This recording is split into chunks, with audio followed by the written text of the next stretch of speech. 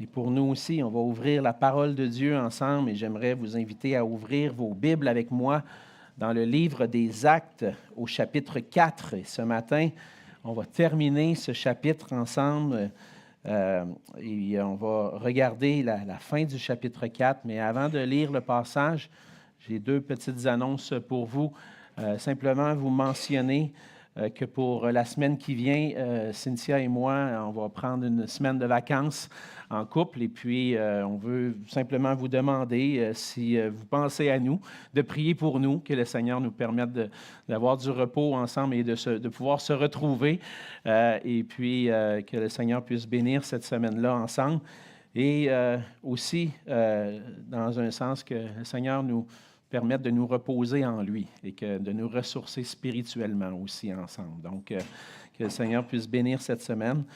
L'autre annonce, bien, vous l'avez probablement vu dans le courriel cette semaine, c'est notre sœur Alice Dupuis-Delorme qui est décédée dimanche soir dernier. Elle était entrée à l'hôpital quelques semaines auparavant avec un problème de poumon, de cœur, et finalement, le Seigneur l'a rappelé à lui. Et puis maintenant, on a la tristesse de la perdre parce qu'elle n'est plus avec nous, mais on a la joie aussi de savoir qu'elle est avec le Seigneur.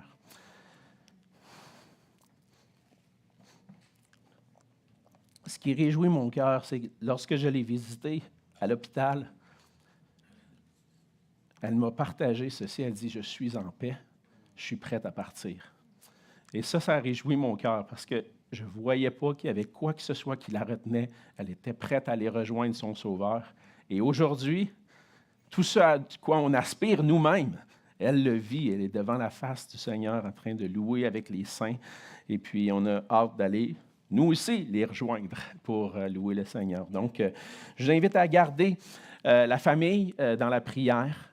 Priez particulièrement pour ses enfants, Marc, Julie et François, et que le Seigneur puisse se glorifier à travers ça. Il y a une petite carte en arrière, sur le meuble à l'arrière, si vous avez à cœur d'écrire un petit mot d'encouragement, de condoléances à la famille, vous pouvez le faire à travers cette carte-là. On va leur remettre lors des funérailles qui vont avoir lieu dans 2 semaines, dimanche après-midi, le 18 mai. On va vous revenir avec plus de détails, mais donc pour ça.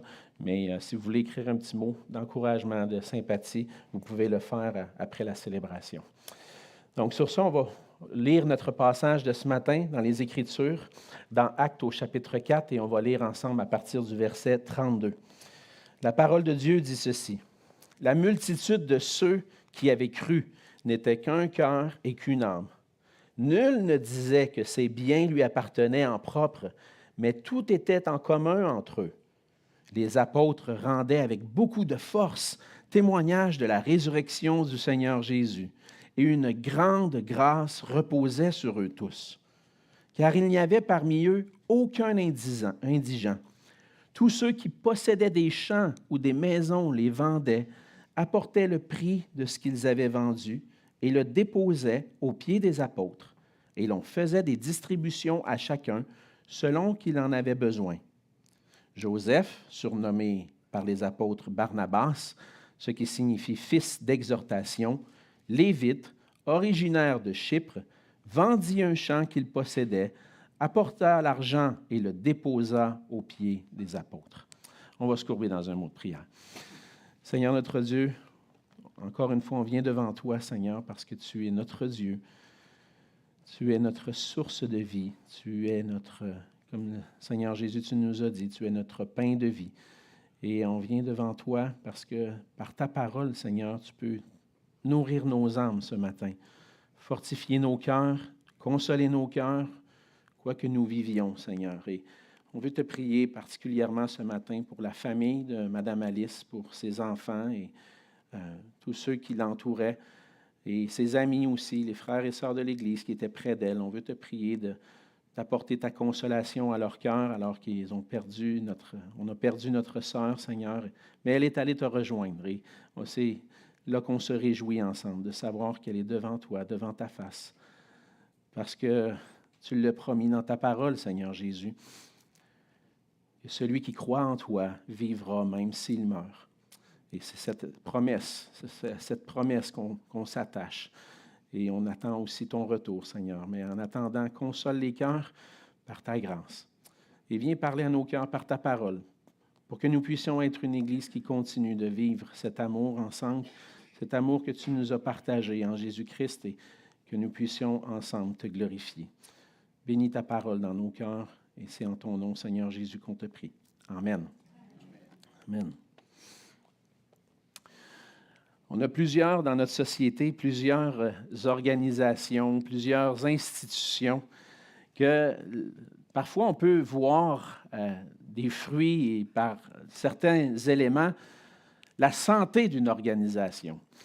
Dernièrement, je pensais à cela, on a eu dans des partis politiques au fédéral un peu de tension qui a fait en sorte que notre premier ministre qui était en place a été donné sa démission et puis a été remplacé. Et puis, on pouvait évaluer, et les médias analysaient la situation et étaient en mesure de voir que dans ce parti politique-là, dans cette organisation-là, il y a des choses qui ne fonctionnaient pas. Parce qu'il y a un élément qui est important à la santé d'une communauté, d'une organisation, des éléments visibles. Et c'est visible par l'unité qu'il y a entre les individus qui font partie de cette organisation-là. Et cette unité va être évidente par le fait que les gens vont manifester un intérêt commun pour une cause et être unis ensemble dans cet intérêt commun.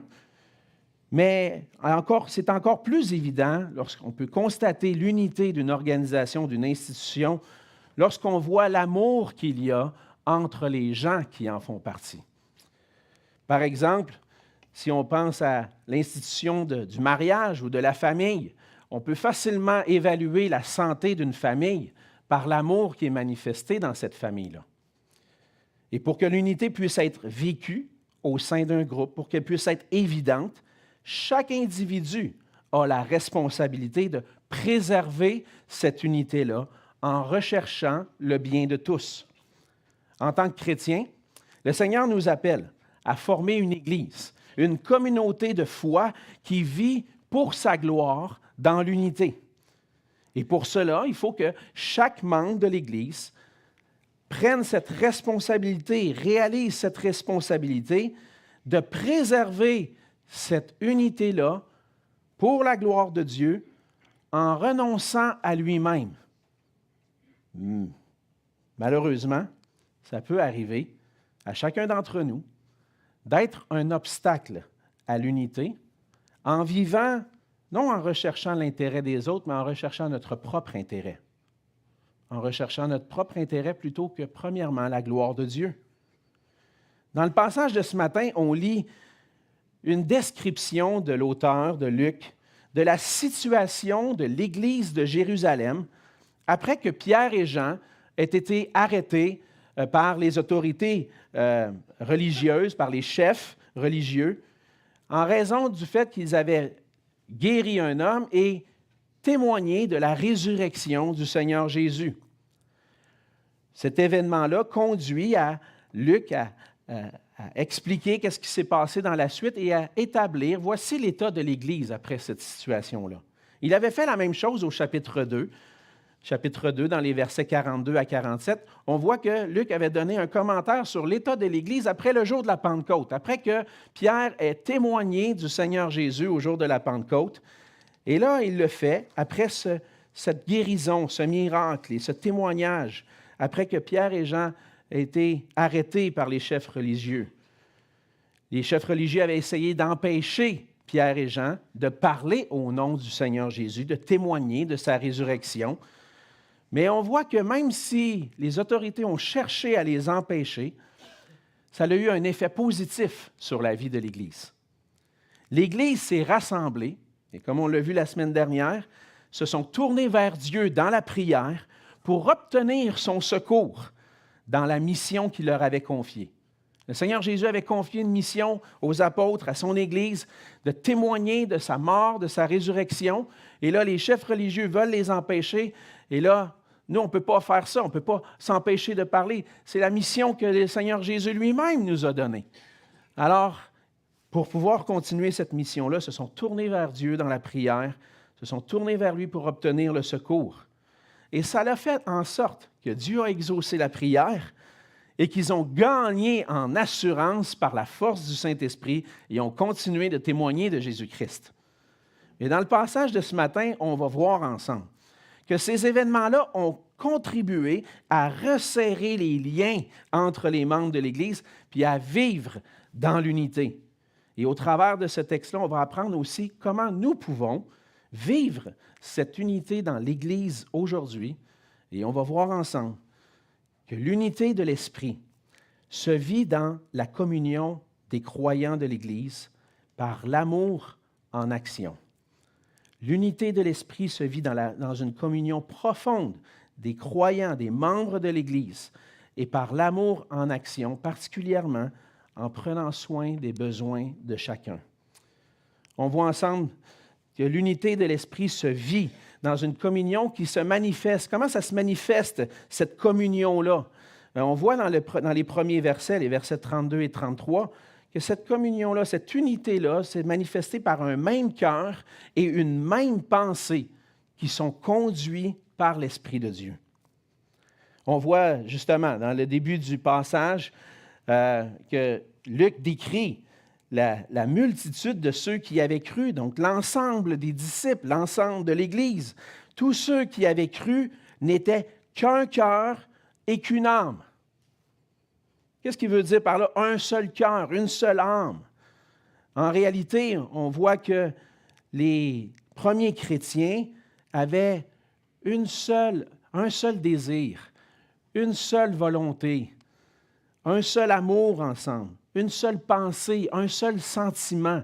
Ils étaient unis dans les sentiments de leur cœur, dans l'amour, mais aussi dans leur volonté, dans leur désir. Ils avaient le désir de glorifier Dieu en témoignant de Jésus-Christ. Les chefs religieux n'ont pas réussi à les empêcher, mais au contraire, ont semé peut-être un petit boost, comme je pourrais dire, hein? Une petite graine pour les fortifier, mais en plus de ça, par l'Esprit de Dieu, ils se sont unis ensemble d'un même cœur. Ils étaient un cœur et une âme. Et ils étaient, en réalité, ils étaient tous un pour Jésus. Pourquoi? Parce que Jésus était un pour tous. Il était là pour tous. Et l'unité s'est manifestée d'une manière visible. C'était évident qu'il y avait une unité dans ce groupe de personnes qui avaient cru en Jésus-Christ. Et c'était évident d'une façon que Luc décrit à la fin du verset 32, « Nul ne disait que ses biens lui appartenaient en propre, mais tout était en commun entre eux. » Donc, ça se manifestait dans leur vision de leur possession, dans leur vision, comment ils voyaient leurs biens matériels. Personne ne voyait ses biens comme étant à lui. Hey, c'est spécial ça. On a plus tendance à préserver nos biens, à être attachés naturellement à nos biens. Il y a des choses qu'on ne veut pas perdre. Non, ça, c'est à moi. Je ne suis pas prête à prêter ça. Je veux garder ça. Je ne veux pas que tu m'enlèves ça, Seigneur. Mais ce n'était pas la vision des premiers chrétiens. Pourquoi? Parce que pour les enfants de Dieu, il y a cette vision-là, comme on a vu ensemble dans notre série sur la générosité, que tout appartient à Dieu. Toute ma vie appartient au Seigneur. Et si toute ma vie, si mon être entier appartienne au Seigneur, tout ce que je possède lui appartient aussi. Parce qu'on réalise qu'en réalité, si je le possède, c'est parce que lui me l'a donné. Tout me vient de lui pour que je puisse être un bon gestionnaire, mais aussi parce qu'il veut que je le gère d'une bonne façon. Et si ma vie lui appartient, tout ce que je possède lui appartient. C'était cette vision-là. C'est pour ça que les premiers chrétiens disaient, il n'y a rien de mes biens qui m'appartiennent en propre. Et tous voyaient ces biens, leurs biens, comme pouvant servir pour le bien de tous. Donc, ce que je possède peut servir au bien de mes frères et sœurs dans la communauté. On a vu déjà précédemment dans Acte 2 le fait que les chrétiens partageaient tout entre eux. Ils étaient souvent ensemble, ils se réunissaient ensemble, ils louaient Dieu ensemble, partageaient la nourriture dans les maisons ensemble. Ils partageaient tout ensemble. Mais ce n'était pas une vision des choses qui était imposée. Ce n'était pas imposé à dire, il faut absolument que tu vendes tes affaires puis que tu amènes de l'argent. Non, c'était le fruit de l'œuvre de l'Esprit de Dieu dans leur cœur. C'est l'Esprit de Dieu qui les amenait à dire, ça ne m'appartient pas, ça. Dieu, le Seigneur me l'a confié, puis on peut l'utiliser, on peut le partager. Et c'est une vision des choses qui venait du Saint-Esprit. Ils étaient prêts à prêter, à donner pour bénir d'autres. En tant que chrétien, dans un monde individualiste, on a souvent besoin de saisir, de revenir et de saisir que l'unité entre nous doit nécessairement passer par une vision différente de ce que nous possédons. Si on possède, c'est parce que Dieu nous a donné. Et Dieu nous a donné pour qu'on puisse manifester le bien envers tous. On manifeste l'amour en partageant volontairement de nos biens pour bénir nos frères et sœurs. Vous vous rappelez, peut-être si vous avez écouté autrefois le téléroman La Petite Vie, vous vous souvenez que papa il était attaché à ses outils. Papa ne voulait pas prêter ses outils. Et lorsque quelqu'un venait lui demander, son fils, sa fille ou son gendre, venait pour demander, et ça prenait tout son petit change pour prêter ses outils. Mais l'Église, ce n'est pas des papas. L'Église, c'est tout ce que j'ai, Seigneur, peut être utilisé pour le bien de mes frères et sœurs. Et quelqu'un veut m'emprunter ma voiture? Bien, si je n'en ai pas nécessairement besoin, viens l'emprunter. Ça va me faire plaisir de te la prêter. Je m'en vais en voyage quelques semaines. Ma maison est libre. Peut-être que ça peut aider quelqu'un. Il y a toutes sortes de façons dont on peut nous-mêmes partager parce que le Seigneur nous donne les choses pour le bien de tous. Et l'unité des chrétiens se manifestait dans leurs sentiments, dans leur objectif commun, parce qu'on voit aussi que l'Église était unie dans la mission. On a vu la prière la semaine dernière, la prière qu'on voit dans le texte du verset 23 à 31, mais on voit que cette unité-là contribuait aussi pour le témoignage au verset 32, au verset 33, excusez-moi. Au début du verset 33, les apôtres rendaient avec beaucoup de force témoignage de la résurrection du Seigneur Jésus. Et laissez-moi vous dire que je suis convaincu que le fait que l'Église était unie d'un même cœur, d'une même pensée, d'une même âme, contribuait à l'efficacité du témoignage. Parce que je vous le dis, on le vit dans le ministère pastoral déjà personnellement depuis quelques années. Quand l'Église est divisée, quand il y a des conflits, quand il y a un manque d'amour, notre temps est beaucoup à prendre soin de ces situations-là, puis peut-être un peu moins appelé à aller vers l'extérieur pour annoncer l'Évangile. On a besoin de régler les problèmes à l'interne. Mais quand ça va bien à l'interne, on peut sortir. On peut annoncer l'Évangile. Donc, ça arrive. Il va y avoir des situations dans l'Église, et on va le voir, même plus tard, dans Actes au chapitre 6, que l'Église était unie dans la mission, mais à un certain moment donné, il a commencé à avoir des problèmes dans l'Église. Oui, en Acte 4 et en Acte 2, on partage tous nos biens, puis ça va bien, mais à un certain moment donné, certaines vont être négligées. Et là, les apôtres vont être obligés de s'occuper de ces affaires-là, puis ils vont dire, c'est pas la bonne chose à faire, on ne doit pas s'occuper de ça, on doit s'occuper du ministère de la parole et de la prière. Donc, on va nommer des gens pour gérer les situations à l'interne, pour qu'on ne puisse pas perdre de vue notre mission.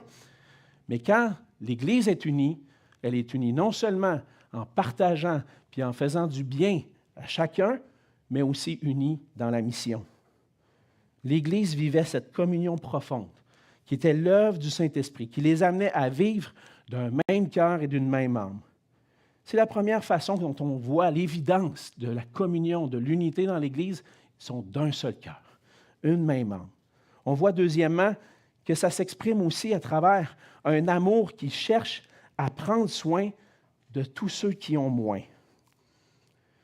On lit au début du verset 34, « Car il n'y avait parmi eux aucun indigent. » Il n'y avait pas de pauvres parmi cette communauté-là. Et l'Église, dans le fond, l'Église de Jésus-Christ est en train de vivre ce que le Seigneur avait prévu réellement pour son peuple. Dans l'Ancienne Alliance, alors que le peuple d'Israël, le peuple de Dieu, s'apprêtait à entrer en terre promise, Dieu avait donné des instructions à son peuple. On lit ceci dans Deutéronome 15, quelques versets que j'ai pris. À partir du verset 4, on lit « Toutefois, il n'y aura point d'indigent chez toi, car l'Éternel te bénira dans le pays que l'Éternel, ton Dieu, te fera posséder en héritage. S'il y a chez toi quelque indigent d'entre tes frères, dans l'une de tes portes, au pays que l'Éternel, ton Dieu, te donne, tu n'endurciras point ton cœur et tu ne fermeras point ta main devant ton frère indigent. Mais tu lui ouvriras ta main et tu lui prêteras de quoi pourvoir à ses besoins. Garde-toi d'avoir un œil sans pitié pour ton frère indigent et de lui opposer un refus. Il crierait à l'Éternel contre toi et tu te chargerais d'un péché. Donne-lui, que ton cœur ne lui donne point à regret, car à cause de cela, l'Éternel, ton Dieu, te bénira dans tous tes travaux et dans toutes tes entreprises. Il y aura toujours des indigents dans le pays.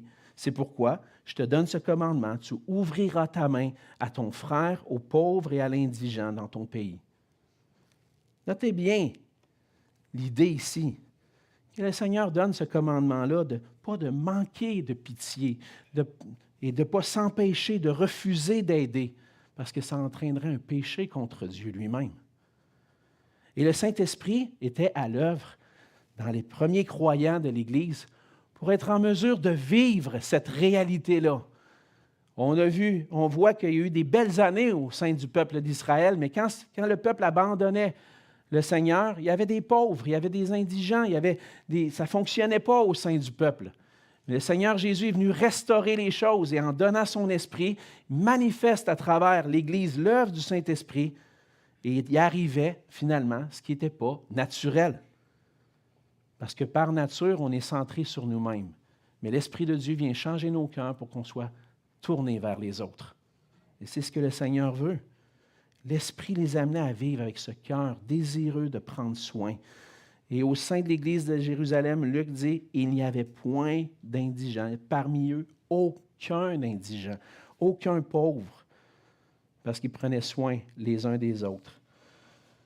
Les croyants étaient prêts à renoncer à leur surplus. C'est ce qu'on voit dans la suite. Tous ceux qui possédaient des champs ou des maisons les vendaient, apportaient le prix de ce qu'ils avaient vendu et le déposaient aux pieds des apôtres, et l'on faisait des distributions à chacun selon qu'il en avait besoin. Donc, cette unité-là était vécue dans un amour pour le prochain, qui se manifestait d'une manière volontaire, pas obligatoire, mais ceux qui avaient des surplus. Peut-être que j'ai plus qu'une maison. J'ai une maison, mais j'en ai peut-être une deuxième ailleurs, ou un champ à l'extérieur, donc je n'ai pas besoin, que je ne cultive pas, mais qui pourrait servir pour le bien. Bien, je prends la décision de vendre ça, puis d'apporter l'argent aux apôtres pour qu'il y ait une distribution entre chacun. Donc, ils apportaient le prix aux apôtres qu'ils redistribuaient. À ce moment-là, les apôtres étaient responsables de la redistribution. Mais comme je vous ai dit tout à l'heure, il va venir un moment où les apôtres vont dire, là, on ne peut plus s'occuper de ça. Là, c'était le début de la vie de l'Église. Mais à un certain moment donné, ils ont besoin de mettre en place.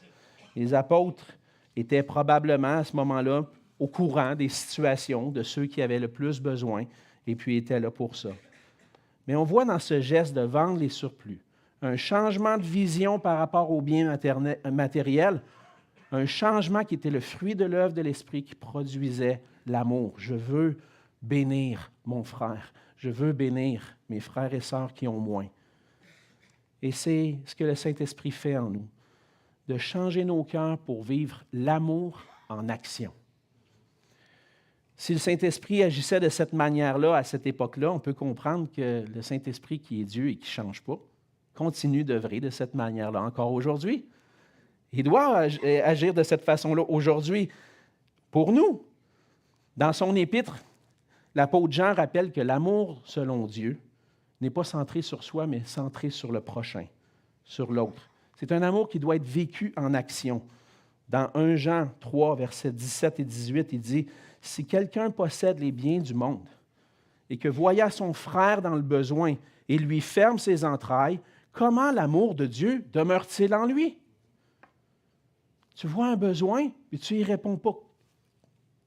As-tu l'amour de Dieu vraiment en toi? On peut se poser des questions. Mais si tu as l'amour de Dieu en toi, ça va être évident. Tu vas prendre soin. Et finalement, Jean donne cette exhortation. Petits enfants, n'aimons pas en parole et avec la langue, mais en action et avec vérité. Si je le dis que je t'aime, ça va paraître dans mes actions. Et lorsque, à travers ce passage-là, le Seigneur vient et met sa lumière dans nos cœurs,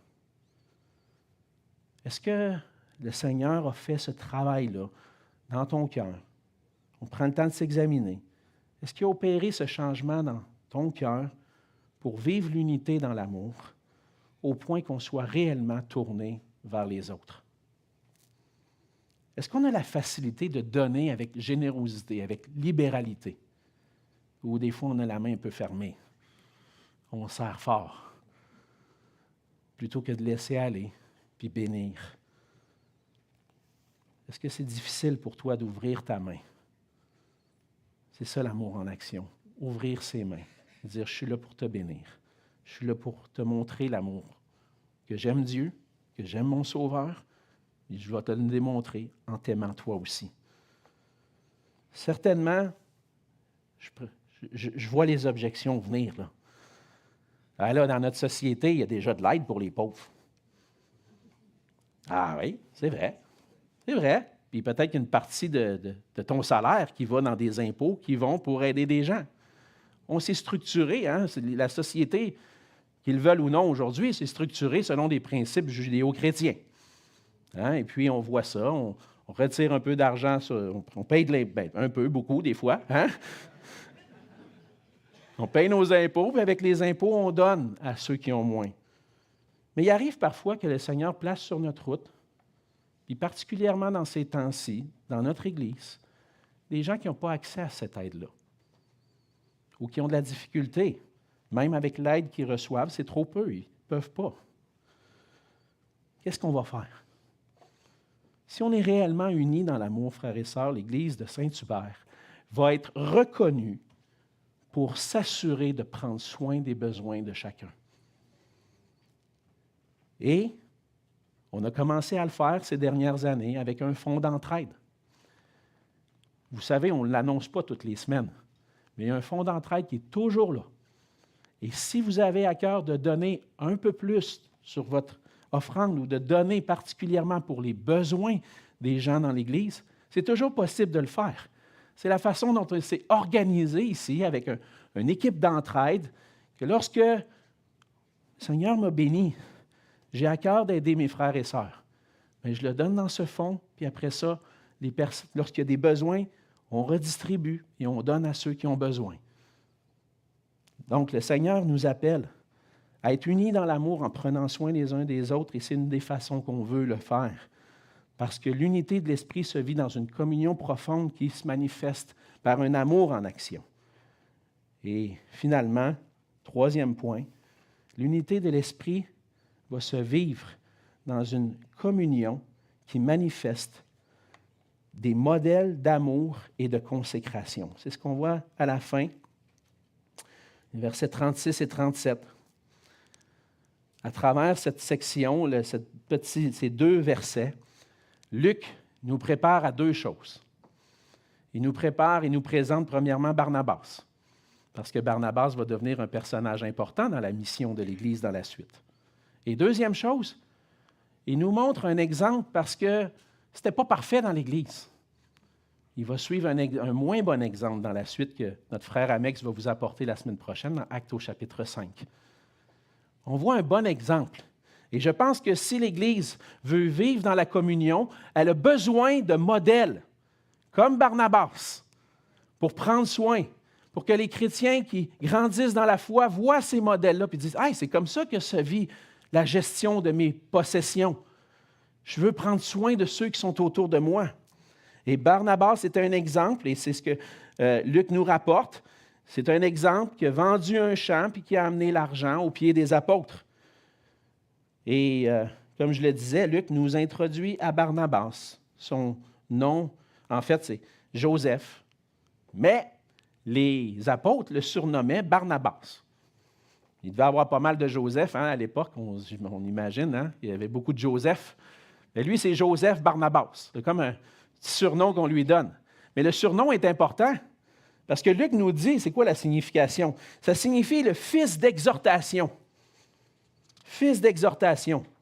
Et ce terme-là, ça décrit en réalité comme un prédicateur qui exhorte, qui encourage les croyants, les incroyants, d'accepter de vivre en accord avec la réalité et la révélation de Dieu en Jésus-Christ. On va voir que Barnabas va jouer un rôle important après la conversion de l'apôtre Paul, puis il va devenir un de ses compagnons. Mais c'était quelqu'un qui exhortait, qui encourageait à vivre la réalité de la vie en Jésus-Christ. Et il nous est présenté un exemple parce que ce n'est pas seulement quelqu'un qui le prêchait, c'était quelqu'un qui le vivait aussi. Il l'a montré. Il a vendu un champ. Il a apporté l'argent. Fait que s'il encourageait à dire, frères et sœurs, je vous encourage, prenez soin les uns des autres, aimez-vous les uns les autres, vivez comme le Seigneur Jésus, bien, je vais juste vous le dire, je vais vous le montrer en exemple aussi. Je vais donner, puis je vais vous montrer qu'est-ce que ça signifie. Luc cite cet exemple-là pour préparer aussi la section suivante parce que c'est beau, un même cœur, une même âme, mais même de façon générale, on peut voir un même cœur, une même âme, une unité. Il y en a d'autres qui ne le vivent pas réellement. Il peut y avoir des exceptions à ça. Et c'est ce qu'on va voir plus loin. Mais pour vivre la communion dans l'unité, dans l'amour, l'Église a besoin d'exemples, des modèles de personnes qui vont rechercher le bien de chacun en renonçant à leur propre bien, en ouvrant leurs mains. Et je crois que le meilleur modèle d'amour et de consécration qu'on voit dans les Écritures, c'est celui de notre Seigneur Jésus. Pour vivre la communion dans l'unité, on a besoin de regarder à Jésus-Christ. Paul nous dit dans 2 Corinthiens 8, verset 9, « Car vous connaissez la grâce de notre Seigneur Jésus-Christ, qui pour vous s'est fait pauvre, de riche qu'il était, afin que par sa pauvreté, vous soyez enrichis. » Dans sa manière de vivre, Jésus a renoncé à sa gloire pour embrasser l'humilité et puis vivre et manifester l'amour. Il était le plus riche qui pouvait exister, Dieu lui-même, dans la gloire, qui possède tout, à qui tout appartient. Et il a laissé la gloire du ciel pour venir s'humilier en venant sur la terre. Le Créateur de l'univers. Prenez le temps de vous arrêter à ça. Celui qui a tout créé, qui possède toute la gloire, toutes les richesses, a décidé de devenir comme l'un de nous. Le Fils s'est pleinement soumis au Père, s'est humilié, est venu manifester l'amour et la grâce de Dieu pour nous unir à lui, pour qu'on puisse être réconciliés avec Dieu. Il est allé jusqu'à mourir sur une croix pour nos péchés, pour prendre sur lui notre condamnation, pour nous donner la réconciliation, pour nous unir à Dieu. Par l'humilité et par l'amour de Jésus-Christ, je suis devenu un avec Dieu. Nous sommes devenus un avec Dieu par la foi en lui. Et en regardant à Christ, on voit l'exemple suprême d'humilité de celui qui a cherché à nous unir à lui en donnant sa vie. Ce matin, on veut prendre le temps de réfléchir et de méditer sur ce sacrifice ultime de sa vie. On va avoir l'occasion de le faire à travers le repas du Seigneur. Parce qu'on a tellement été enrichis par la pauvreté de Christ. Imaginez la vie éternelle en héritage, la présence de Dieu pour l'éternité, alors qu'on méritait la condamnation éternelle, la séparation d'avec Dieu, l'enfer pour toujours. Maintenant, j'ai une vie éternelle, un héritage certain qui m'a été donné. Est-ce que je peux être plus riche que ça? Impossible. Mais tout ça à cause de la pauvreté de Jésus-Christ. Et maintenant, qu'est-ce que c'est pour nous, en considérant ce que Christ nous a donné? Qu'est-ce que c'est pour nous un champ en moins, une maison en moins, une voiture en moins, une partie de mes économies, une partie de mon fonds de retraite? C'est quoi? Je suis tellement rendu riche maintenant en Jésus-Christ que je peux utiliser ce que le Seigneur me confie pour bénir d'autres. Jésus, c'est l'exemple suprême de celui qui a recherché l'unité en renonçant à sa gloire et en venant pour s'humilier. Et pour devenir des modèles d'amour dont l'Église a besoin, des modèles d'amour et de consécration, on a besoin d'apprendre à vivre dans l'humilité, d'avoir en nous les sentiments qui étaient en Jésus-Christ. Et ultimement, l'humilité, c'est de renoncer à soi-même. Si l'orgueil m'amène à vivre, puis à voir les autres comme étant en dessous, moi, je suis important. Les autres, si l'orgueil m'amène à vivre comme ça, l'humilité de Christ, puis son œuvre en nous amène à faire le contraire. Moi, je ne suis rien. Mes frères et sœurs sont précieux. Je veux prendre soin d'eux. Je suis prêt à faire des sacrifices pour ça, parce que je les aime. Imaginez, si vous êtes marié, vous avez des enfants, jusqu'où vous êtes prêt à aller pour prendre soin de vos enfants, de votre femme, votre épouse, votre époux? On est prêt à tout. On a donné notre vie. On leur a dit, je vais prendre soin de toi jusqu'à la fin, quoi qu'il arrive. Mais cet amour ardent-là peut être là pour nous, dans l'Église. Alors, l'humilité m'appelle à renoncer à moi-même pour que la vie de Christ, de son esprit, prenne toute la place dans mon cœur, pour que je puisse manifester cet amour-là. Et à travers l'humilité, à l'exemple de Christ, on peut trouver et vivre réellement l'unité dans la communion, dans l'amour. C'est un combat au quotidien. Parce que notre chair, elle se réveille le matin, et la première chose qu'elle veut, c'est satisfaire ses désirs. Moi, je veux. Mais on doit se lever le matin en se levant, en disant, Seigneur, ma chair me dit ce qu'elle veut, mais moi, je veux ce que toi, tu veux.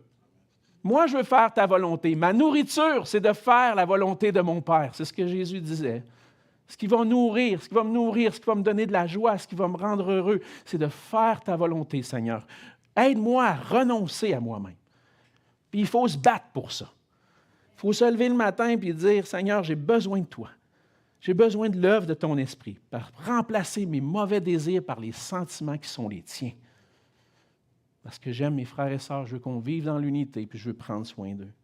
Et pour ça, l'Église a besoin de modèles. Veux-tu être un modèle? Veux-tu que les gens regardent à toi et disent, dans son cœur, là, je vois vraiment, à travers sa vie, je vois l'amour de Jésus. C'est mon désir. Même si ce n'est pas toujours le cas. Des fois, il y en a qui sont témoins de comment j'agis, puis ils disent, pas sûr que je vois Jésus aujourd'hui. Mais c'est mon combat de chaque jour, puis c'est notre combat de chaque jour. Que les gens nous regardent et disent, je vois en lui l'amour de Christ. Parce qu'il recherche l'unité dans son couple, dans sa famille, dans l'Église. L'unité de l'Esprit se vit dans la communion des croyants de l'Église et dans l'amour en action. C'est une communion qui se manifeste avec un même cœur, une même âme, qui se manifeste aussi en cherchant à prendre soin de ceux qui sont autour de nous, mais aussi en cherchant aussi à être des modèles d'amour en action. La communion des premiers chrétiens, frères et sœurs, est un modèle pour nous et on doit réfléchir. On doit besoin, pour qu'on puisse le vivre, on doit renoncer à nous-mêmes. Puis là, la question, ça vient justement, à quoi est-ce que je dois renoncer? Mon cœur était devant le Seigneur ce matin et cette semaine. À quoi dois-tu renoncer pour que la mission de Christ s'accomplisse? À quoi dois-tu renoncer pour que tous aient ce dont ils ont besoin pour vivre? À quoi dois-tu renoncer pour véritablement vivre la vie de Christ en toi? Cette semaine, j'aimerais vous encourager, frères et sœurs, à prendre un temps d'arrêt pour réfléchir à ces questions-là. À quoi dois-je renoncer? Pour que l'amour soit évident, l'amour de Dieu, l'amour de Christ soit évident dans ma vie, mais aussi pour que je puisse contribuer à cette unité dans mon Église, avec mes frères et sœurs. Posez la question au Seigneur, que veux-tu que je laisse de côté pour toi? pour le bien de mes frères et sœurs, pour cultiver l'unité dans l'Église. Ma prière, c'est que le Seigneur continue de nous faire briller comme Église, afin qu'on puisse briller pour sa gloire, et qu'on puisse manifester sa gloire dans l'unité, la communion du Saint-Esprit et l'amour de Christ. Prions. Seigneur notre Dieu, on veut te dire merci pour ta parole. Merci Seigneur pour ce beau passage. Et parfois on passe rapidement dans notre lecture, mais lorsqu'on prend le temps de méditer, Seigneur, on voit l'œuvre de ton Esprit dans la vie de ton Église. Et Seigneur, on aspire à cette œuvre de l'Esprit dans nos vies et dans cette Église. Seigneur, que l'Église de l'Espoir de Saint-Hubert soit reconnue pour son amour, pour prendre soin les uns des autres, pour prendre soin des besoins de chacun.